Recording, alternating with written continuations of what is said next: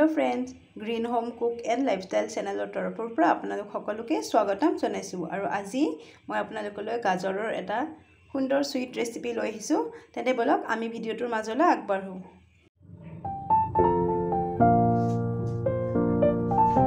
ইয়া মই আজি आपनालोकলৈ এটা গাজৰৰ হালৱা ৰেচিপি বনাম তেতিয়া বলক আমি ভিডিওটো আৰম্ভ কৰো ইয়া মই ইয়াতে কেৰাহীত প্ৰথমতে দিম ইয়া মই ইয়াতে তেল ঘিউ দিম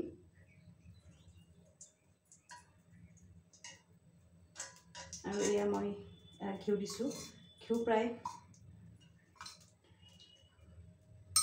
4 চামুচ ঘিউ দিলো আৰু এইখিনি অলপমান ভাজি লম আৰু ইয়াতে এতিয়া মই ইলাইচি কেইটামান ব্যৱহাৰ কৰিম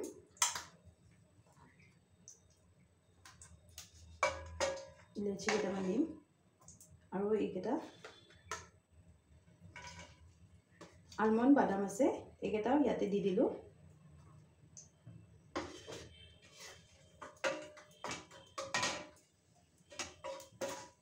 इखिनि अलपमान भाजी लो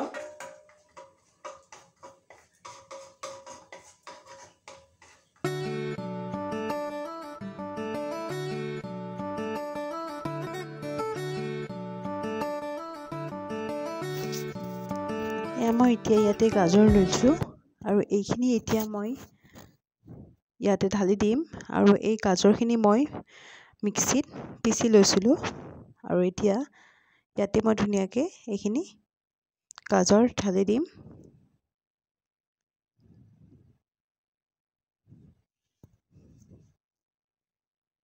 এইখিনি ইয়াতে ঢলাৰ পিছত এইখিনি সুন্দৰকে লৰাই থাকিম সিমটো লয়ে আছে গেছৰ আৰু এইখিনি ভালদৰে লৰাই থাকিম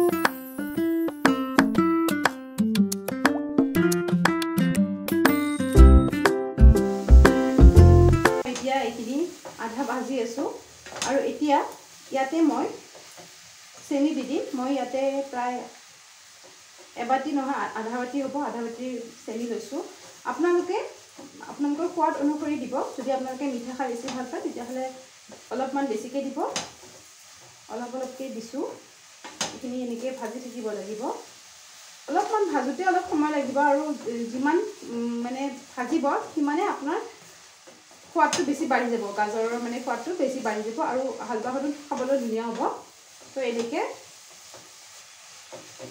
আৰু অলপ দি দিম এইখিনি থাকি গল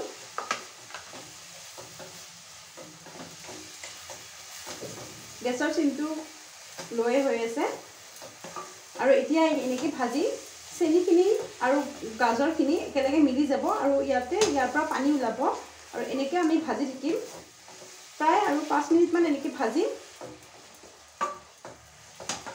एनेके लৰাই लৰাই भाजी থাকিম আমি এয়া পাই 5 মিনিট মান সময় ভজা হৈ গল আৰু এতিয়া চেনি খিনিও ফুহি গৈছে আৰু এতিয়া মই ইয়াতে ঢালিম এবাটি মই ইয়াত গাখীৰ দিছো প্ৰথমে অলপ অলপকে দিম একেবাৰতে নিদিও প্ৰথমতে এবাটি গাখীৰ দিছো যদি আৰু দৰকাৰ হয় তেতিয়াহলে পিছত আৰু দিম এইখিনি এনেকে লৰাই লৰাই আমি ভাজি থাকিম কিন্তু মই ইয়াত ঢাকনিখন নামাৰো কাৰণ ঢাকনিখন নমৰাকে ভাজিম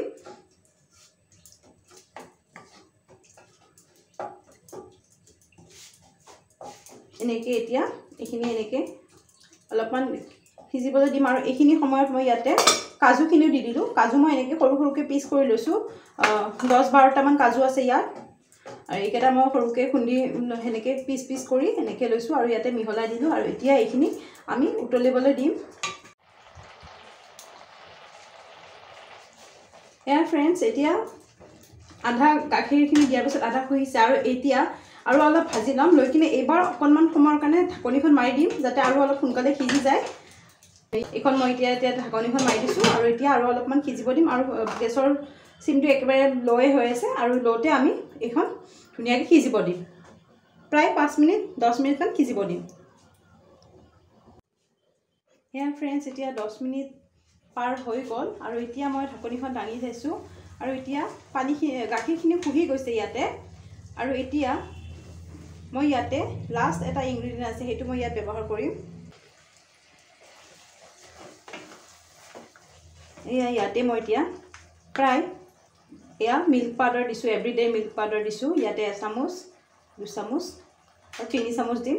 বাকীখিনি ইয়াত যদি আপোনালোকে আৰু বেছি মিঠা খাব বিচাৰে তেতিয়াহ'লে আৰু দিব পাৰে। মই ইয়াত 3 চামুচ দিছোঁ, গতিকে এইখিনি হৈ যাব ইয়াতে।